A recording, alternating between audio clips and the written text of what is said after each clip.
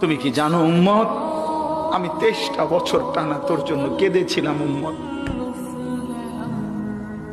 আমি এমন কাঁদা কাঁদছি রে উম্মত তোদের জন্য। এশার নামাজের পরে দাঁড়াইছি, ফজরের আজান পর্যন্ত আমি আমার মালিকের কাছে তোদের জন্য, উম্মতের জন্য চোখের পানি ফেলে কাঁদছিলাম। আমার এত চোখের পানি তোর দিল গলাইতে পারলো না। আমি তায়েফের পাথরের আঘাতে আমার পিঠটা চালনির মতো ছিদ্র ছিদ্র হয়ে গেছে রক্তে। আমি বুকে পেটে 2টা পাথর বাঁধছি ক্ষুধার কষ্টে। আমি উহুদের দান শহীদ করা রক্তে উহুদের ময়দানে পড়েছিলাম বেহুশ হয়ে। আমার ঘরের চুলায় 3 মাস রান্নার জন্য কোনোদিন চুলায় আগুন জ্বলে নাই।